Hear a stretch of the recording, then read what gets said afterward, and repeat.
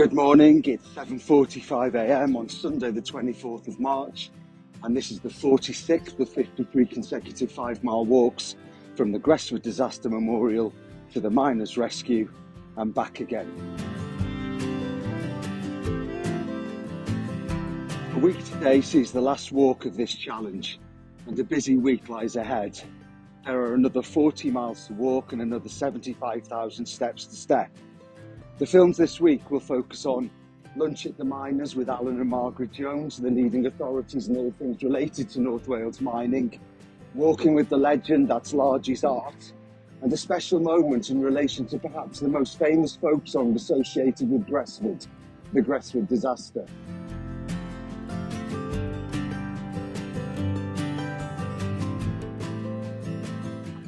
Remembering that the Miners' Rescue exists to preserve the memory of all miners, the films will also be taking a tour around some of the most historical mining sites around Wrexham, including Llay Main, Bersham, Havard and Plas Power. And on a more personal note, I'll also be returning to the small village known as the Moss, and to the house where my late mother was born, and from there taking the short walk to the site of Bryn Mally Colliery, where my tide was a miner.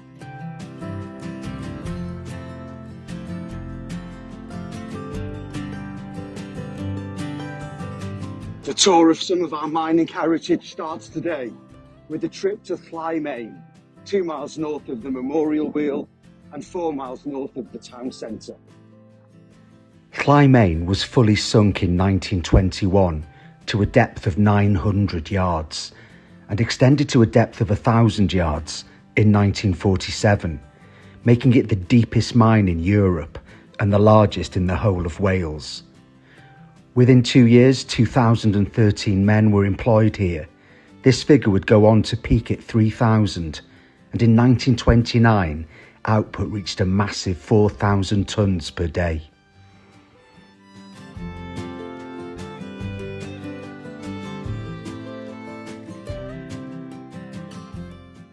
Three weeks before Christmas in December 1924, an underground explosion caused by shot firing ignited a body of gas, killing 9 men, including 2 brothers.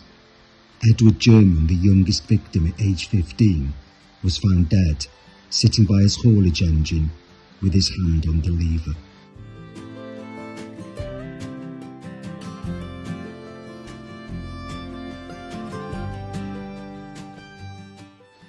Llay Main on the whole had a reputation for being a happy pit. There were few stoppages, and successive mine owners were regarded as enlightened, progressive and relatively benevolent.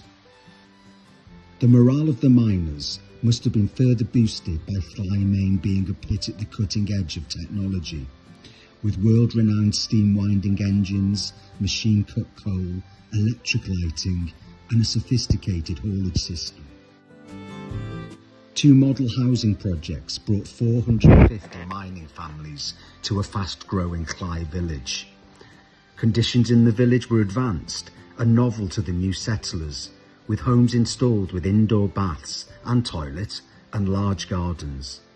House rents were reasonable, and cut-price electricity for lighting was provided from the colliery itself. Beyond this, it appeared that the owners valued the importance of community, and they also seemed to know that a motivated workforce was good for productivity. They provided land for the building of churches and social amenities. The Llay Miners Welfare Institute, for example, built in 1931, became a strong focal point for locals. A wide mix of entertainment was laid on and sports facilities were provided, with a football pitch, cricket pitch and 2 bowling greens. They exist to this day.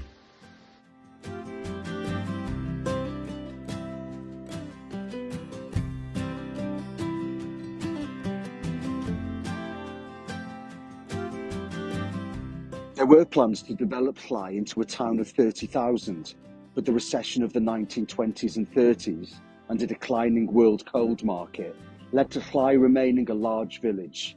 In retrospect, this was probably not a bad thing, as in 1966, geological problems below ground led to the closure of Llay Main.